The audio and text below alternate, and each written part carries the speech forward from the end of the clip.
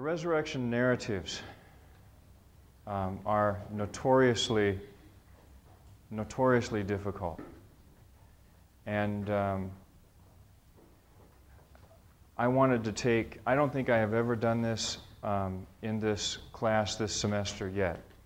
But what I'm going to do is show you just how diverse the accounts from Matthew, Mark, Luke, and John are. A lot of energy is put into harmonizing these Gospels, Matthew, Mark, Luke, and John. It started in the 2nd century. And that's because there has always been a level of discomfort felt by differences between the accounts. And we're especially challenged by that often. We who are conservative and have a high view of the authority of Scripture, we're challenged, threatened maybe, by that because it seems to be inconsistent with our view of what they should be like. And I've been trying to get you guys to see all semester that our job isn't to manipulate these texts.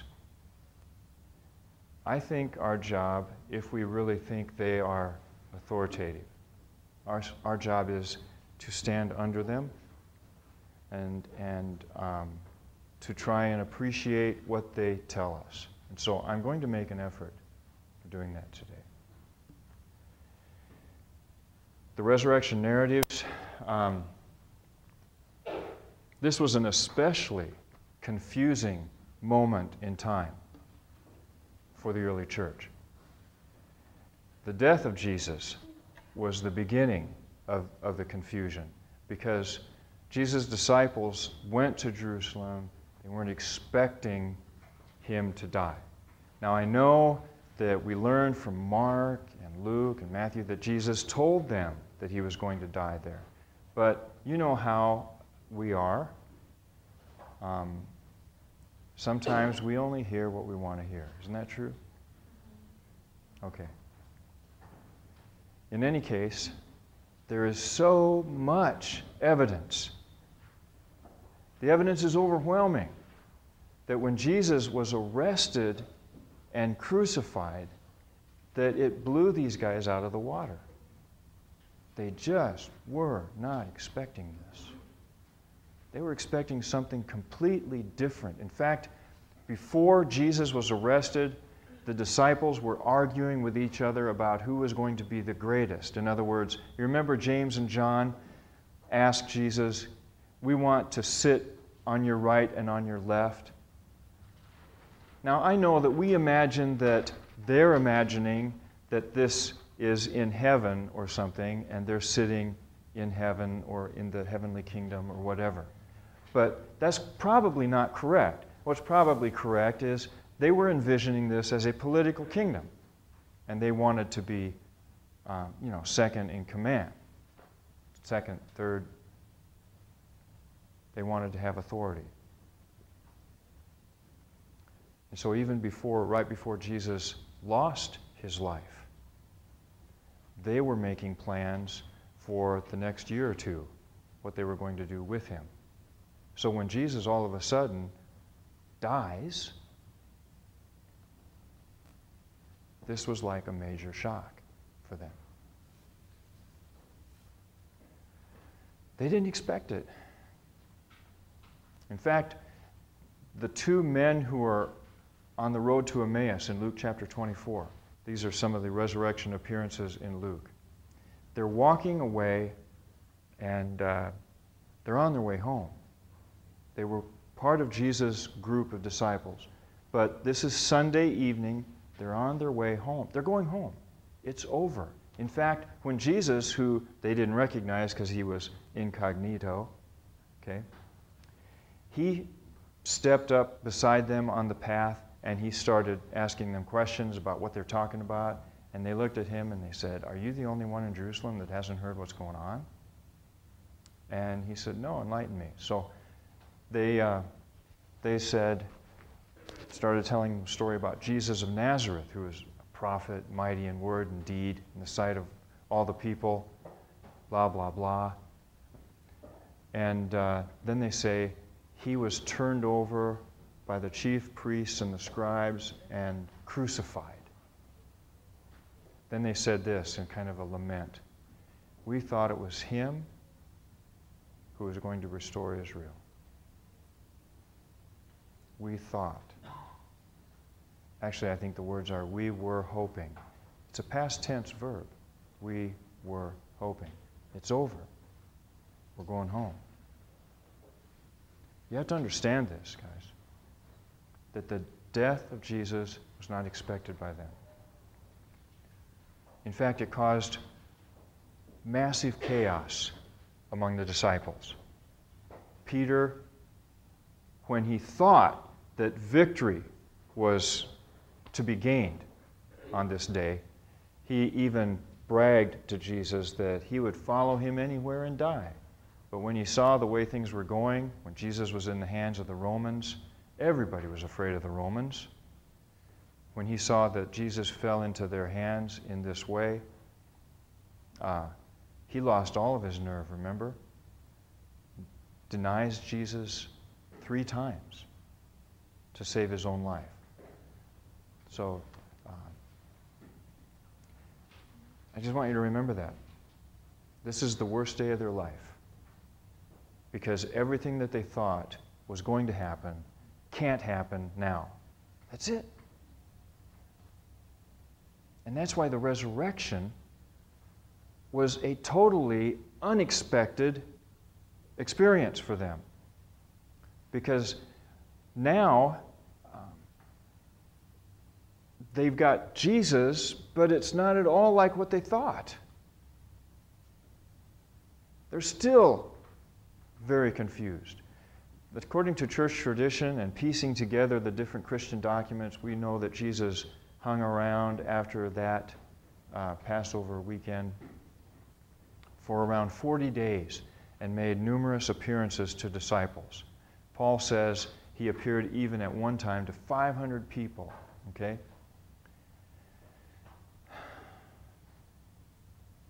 So something happened during this 40-day period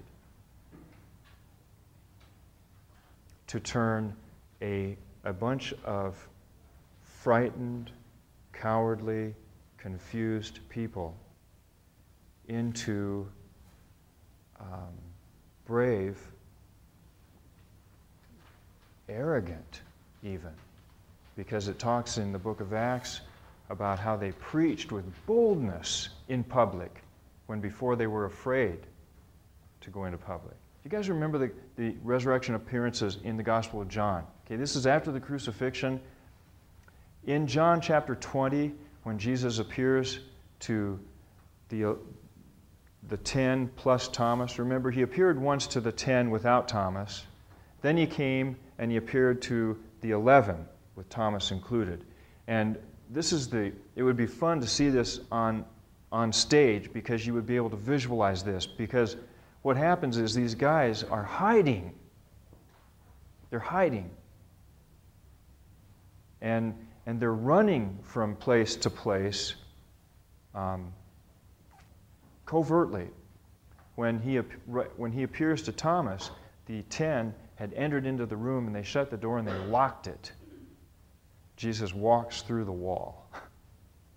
So weird, man. These resurrection appearances are so strange. They are like Twilight Zone episodes. And you have to read them that way because that's part of the whole experience of these people at this time. They're afraid. Things are happening they didn't expect. Something has to happen to put all this into a context. They thought it was the end of everything. It turns out that it's the beginning of everything. That's what happens with the resurrection. Now, part of this confusion is reflected in the way these few days are remembered. I don't know if you guys have ever tried to remember clearly the way things happened when you are totally emotionally distraught. But that's what I like to think happened in these recollections of these resurrection appearances. Because as I'm going to show you, between Matthew, Mark, and Luke, and John, it almost looks like they can't agree on anything except that Jesus rose from the dead. Now, on the one hand, biblical critics, they look at this and they say, look at this. This is so filled with error and contradictions that this is hopeless. And you expect to get history from this? Well, kinda, yeah. Kinda, yeah. You see, the resurrection appearances were kind of a strange historical moment to begin with, don't you agree?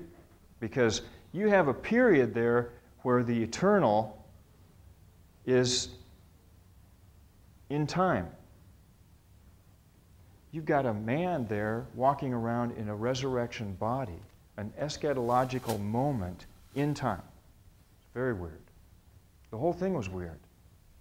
If you think it was not confusing, you haven't really understood what's going on here.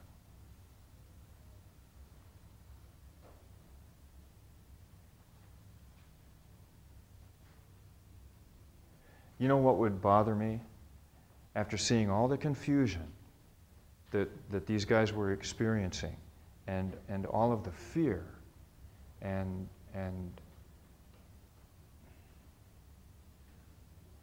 the cowardice, it would bother me if these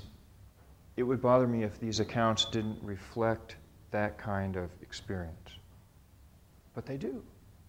I think that's a stroke in their favor. I personally feel that way. It would bother me a little bit more if it looked like they all got together and got their story straight. Because then it looks like a collaboration. Then it looks like maybe the accusations that were made against them, that you guys engineered this whole thing. You guys just fabricated this whole thing. They didn't do that. That is clear. They didn't do that. Because they can't agree on anything. Look at this. How many women were at the tomb on Sunday morning? Luke says, now Luke doesn't actually name them on Sunday morning. He just says on chapter 24, verse 1, that the women who had accompanied Jesus. Now we know that there were at least 5 women named by Luke as accompanying Jesus from Galilee. That's apparently the group he's referring to. That's why I put 5 up here. Okay, 5. Might have been more than that. Mark has 3, Matthew has 2, John has 1. The one woman in John is Mary Magdalene. And the appearance of Jesus to Mary Magdalene in the Gospel of John is one of the most amazing resurrection appearances. You want to know what's really strange? These appearances that Jesus made to these people, sometimes they didn't recognize who he was. Like he's walking with these guys on the road to Emmaus, they didn't recognize him. They talked with him all afternoon. Finally, when they sat down with him, and it says when he sat down and broke bread and gave thanks, then bingo, they recognized him. The moment that he prays, they recognize him. Must have been something memorable about his prayers. And then as soon as they recognized him, poof, he disappears. Read it sometime, guys. It is so... He prays. They're like, I would love to do this on the stage. Some of you people in drama, why don't you do these resurrection appearances? This would be a blast. It really would. They're eating, getting ready to eat. Jesus prays, and these guys all of a sudden go, Jesus. And then, poof, he disappears. So they get up and they run back to Jerusalem and to find the 11, and they tell them. As soon as they walk in the room, start telling them, poof, Jesus appears in front of them. How weird is that? You know what happens in the garden, by the tomb with Mary? This is really cool. She's talking to him. She doesn't recognize him until he says her name. As soon as Jesus says, Mary. I mean, she thought he was the gardener. As soon as he says, Mary, she recognizes him. Recognition takes place at these intimate moments. Yeah. Why did all these people not recognize him? I can't answer that, except that there's something weird about the resurrection body that can be unrecognizable or recognizable. It can eat food and walk through a wall. I told you, this is Twilight Zone stuff. Paul says that when the body is resurrected, it is transformed from something perishable to something imperishable. Something happens to our flesh. In fact, Paul says in 1 Corinthians 15:15, flesh and blood shall not inherit the kingdom of God. You know what that means? It means that the resurrection body has no flesh and blood. It's made out of something different. I don't know. I don't know why they weren't recognized or why they couldn't recognize him. When the women went to the tomb, who did they meet? Did they meet men, angels, resurrected saints, or Moses and Elijah? Now, I've looked at these passages carefully, and you know what? I'm pretty sure that Mark suggests that it might have been men and it might have been resurrected saints. Do you remember the story in Mark of, in the Garden of Gethsemane, the young man who fled away naked? Let me give you an interesting footnote to that story, because I told you that the young man never appears anywhere else in the story, right?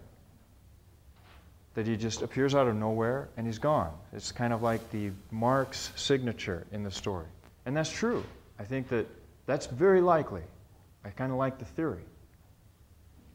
But it's interesting because the word used in Greek for the young man in the garden, neaniskos, it occurs at the end of the story for the person sitting on the rock at the tomb.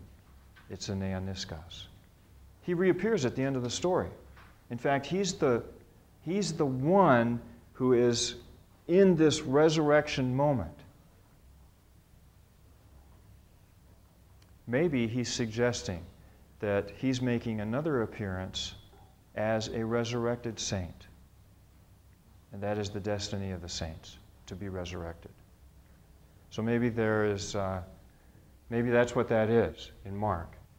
Because maybe it is Mark putting himself in at the end of the story.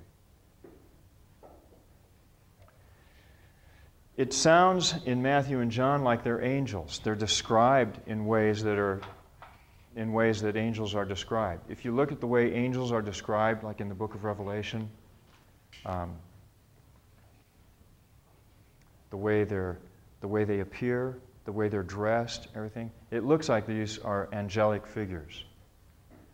It's also very possible in Luke that these guys are, in fact, Moses and Elijah, because two other places in Luke and Acts, Moses and Elijah appear and give messages to the disciples. It's interesting. They're two men. They occur first at the Transfiguration, the Mount of Transfiguration. They're named at this point. They also appear in Acts chapter 1, verse 10. So here we've got the resurrection, two men. Acts 1:10, two men. 9:30, two men, except here they're named, Elijah and Moses. And they represent the law and the prophets, Moses, Elijah.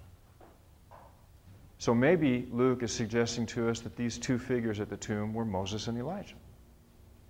You know what, guys? I don't know. I really don't know. How many men did they meet at the tomb? Matthew and Mark both suggest there was only one. John and Luke suggest there were two. Was it one or was it two? I don't know.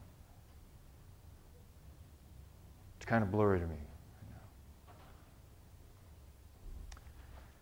When they met these men at the tomb, or these men or this man, did they meet them inside the tomb or outside the tomb? Well, according to Matthew 28:2, it was outside the tomb. According to Luke, Mark, and John, it was inside the tomb.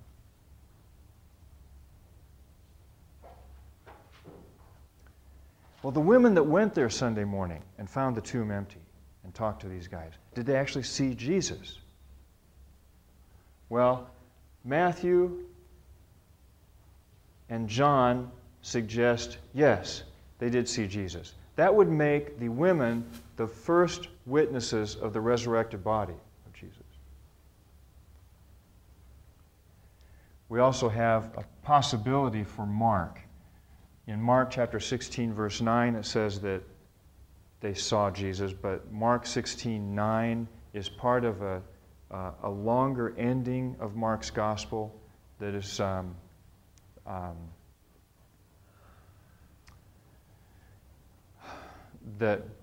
is usually rejected as being part of a later text, a later addition to the gospel.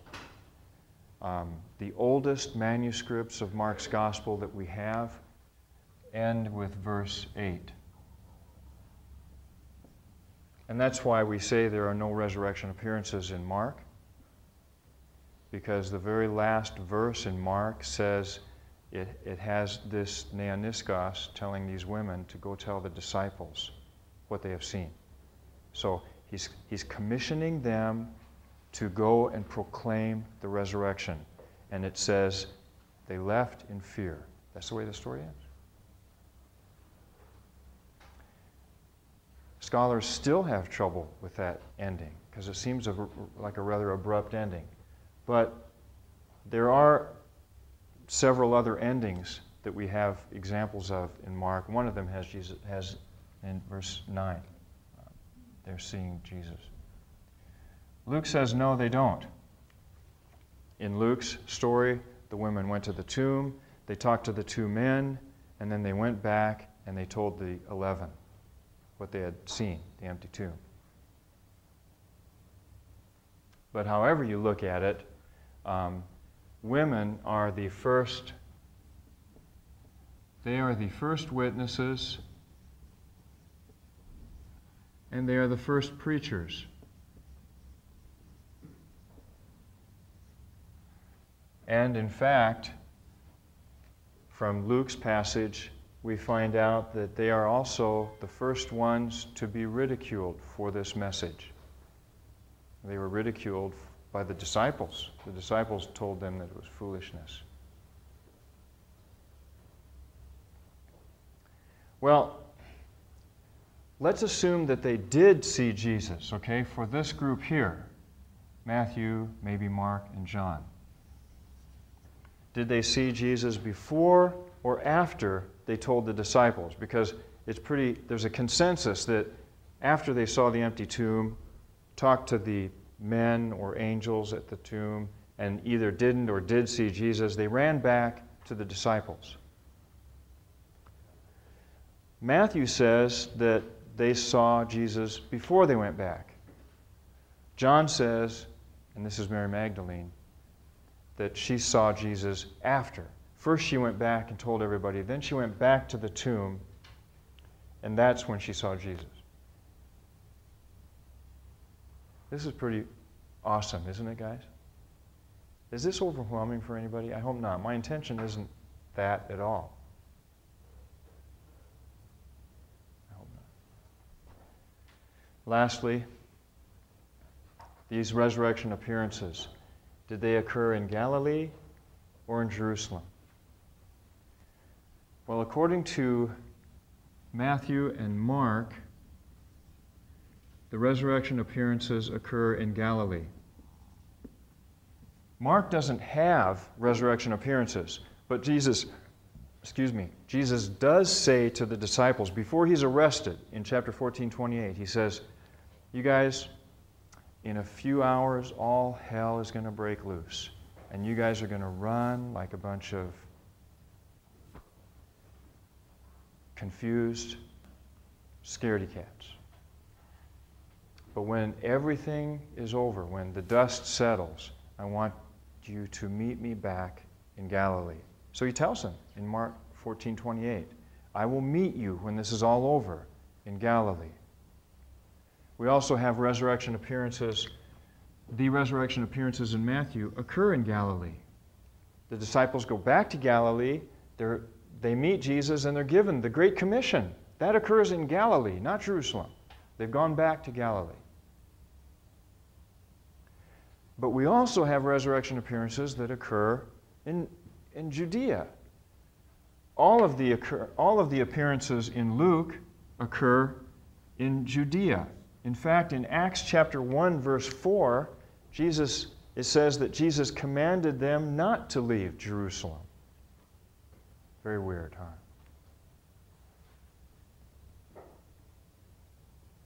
John has them occurring both places.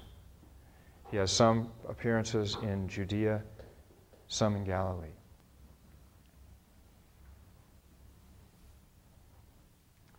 I've tried to put together, as best I can, some notion of the order of who saw Jesus first, etc. And here's what I come up with. If we assume that the first series of appearances occur in Judea, we have the women seeing Jesus in Matthew 28, Mary Magdalene seeing Jesus shortly after she discovered the empty tomb, John chapter 20. Paul says that Peter was the first one to see Jesus, although, do you remember this? 1 Corinthians 15, he appeared first unto Peter or Cephas, then to the 12, or actually not the 12. That's a technical term because he couldn't have appeared then to the 12. Judas was dead. He appeared then to the 11, and then Paul says he appeared to others and some 500 at a time, and last he appeared to me also. Paul never tells us that he appeared to any of the women. Now there might be a couple of reasons for this, and I'm not sure I have a good answer why. But the Gospels are all unanimous in saying that the women were the first witnesses and proclaimers of the message of the resurrection. Maybe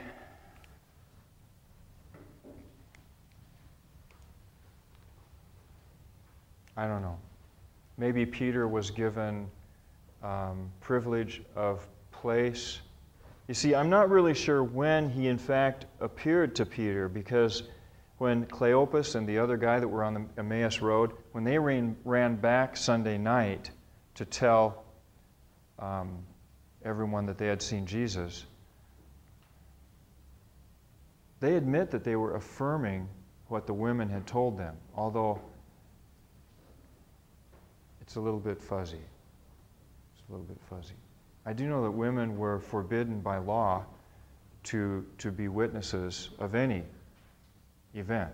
I mean, if in a court of law, you ladies were not even legal, you couldn't even be called as witnesses to an event. So if I was being charged with murder and the only alibi that I had was my wife, then I was probably going to jail because I couldn't use a woman as a witness. A little bit of irony there, don't you think, that Jesus picked the first witnesses of his resurrection to be people who, in that culture, were even forbidden by law to be witnesses in the first place. What an honor, you ladies. What an honor to see Jesus give you that privilege, that place. They were the first witnesses, they were the first proclaimers, and they were the first ones persecuted. Cool. I think that is so cool.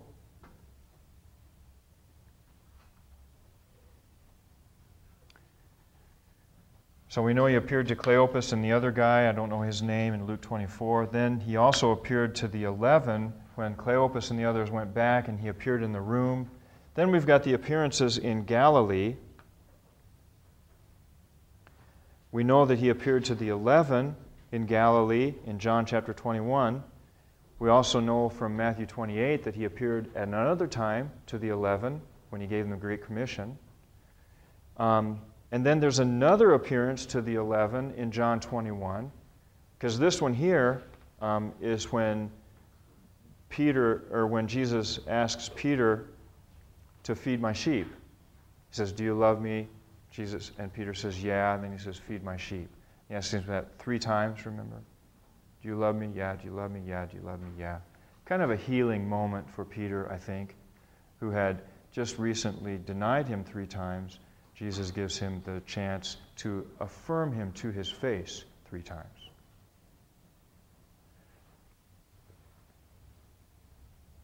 Finally, we know that Paul considered himself to have been the last one to have experienced a resurrection appearance of Jesus.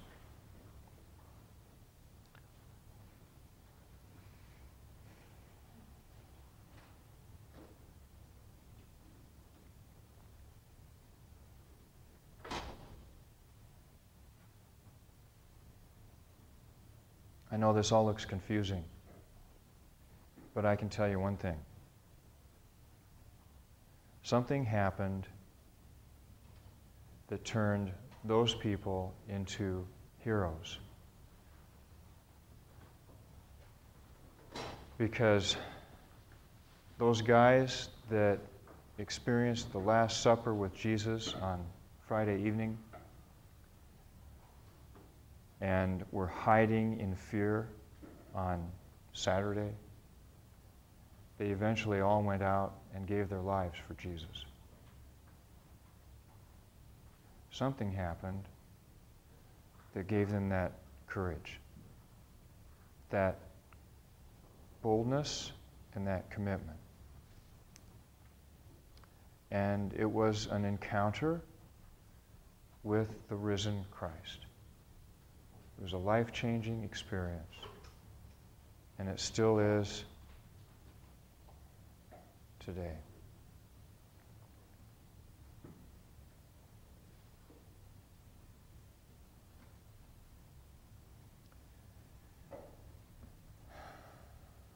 Have I ever told you guys my testimony?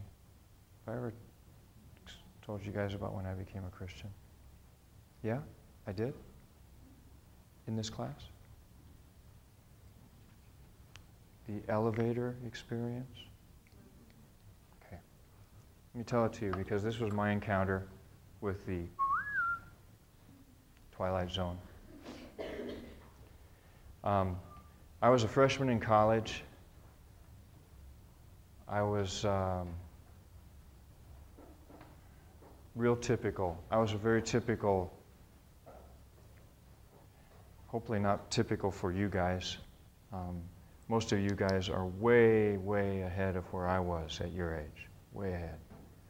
But I was borderline alcoholic, had a lot of problems in my life, very little moral fortitude, very little strength, emotional, plenty of physical strength, but not very much emotional or spiritual strength.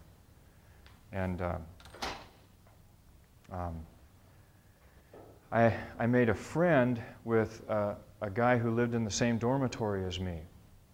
It was a high-rise dorm. There were 13 floors in our dormitory. I lived on the 12th floor.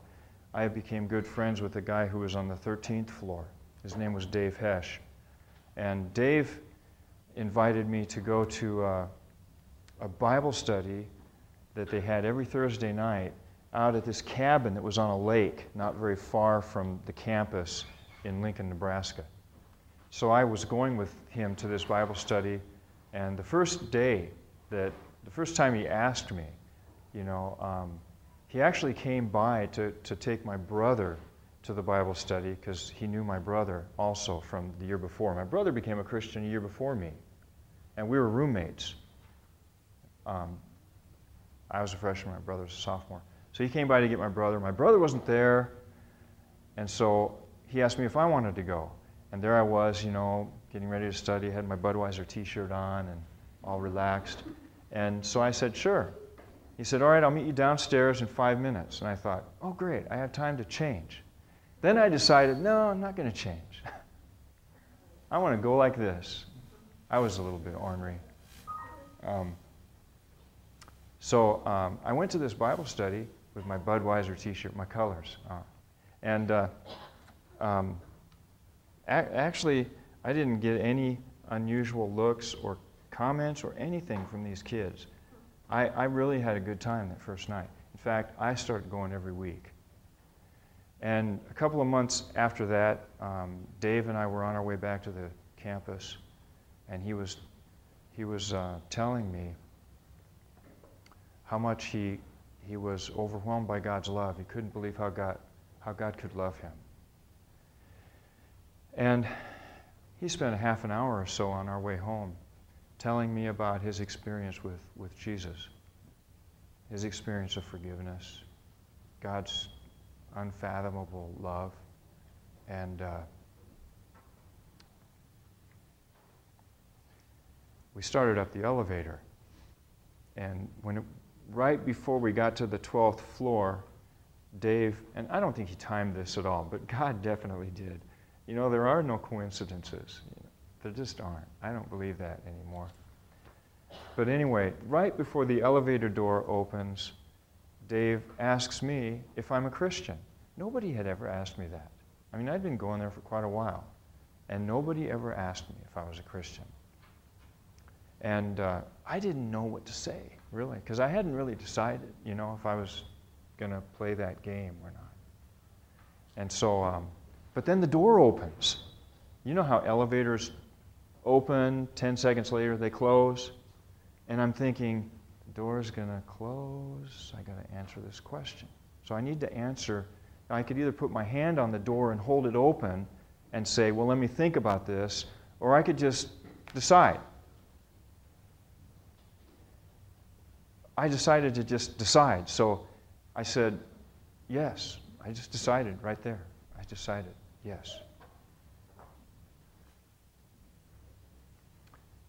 I walked through the door.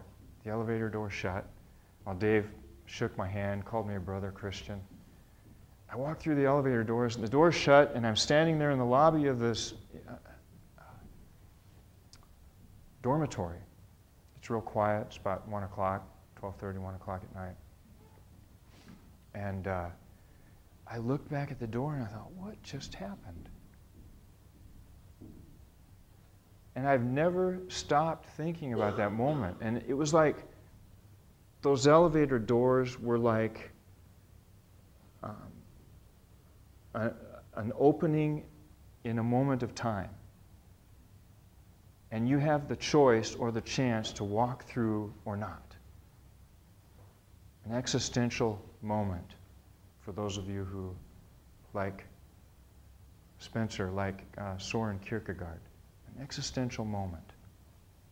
The moment lasts that long, is gone. And I thought, that's so strange. This is so weird. What just happened to me? So I went to bed. I got up the next morning, and I walk out into the hallway to go down to the hall, take a shower, and I hear, it was not a co-ed dorm. Do they have co-ed dorms here? Well, they had co-ed dorms at the University of Nebraska like a couple years later. But this was an all-guy floor, all guys, okay? And we were gross, really. Unbelievable, the stuff that you could hear walking through the halls, okay? And I walked out in there to get a shot, to go down and take a shower, and I heard someone at the end of the hall just start cussing. God, blank, blank, blank, Jesus, F, Christ, this, you know. And it just stopped me. You know, the day before, it wouldn't have bothered me a bit. I wouldn't have even broken stride. I wouldn't have even heard it. But this day, I walked out there, and I was like assaulted by that. And again, I thought, what just happened to me? You see, I don't think that conversion is just a mental decision. I think that when you say yes to God, it's like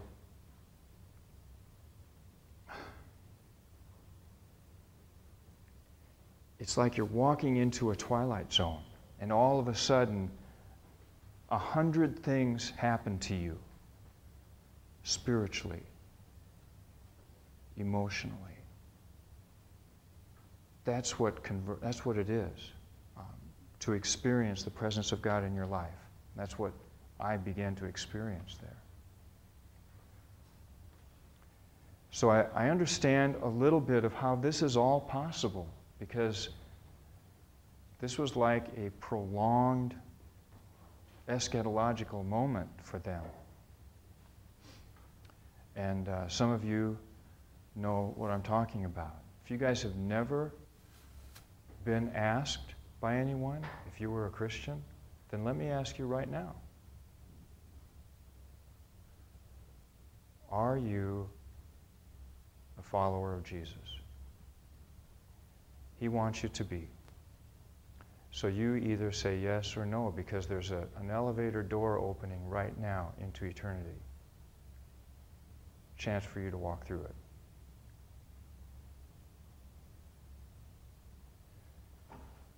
And it won't be the end of anything. It'll be the beginning of everything, like it was for these guys.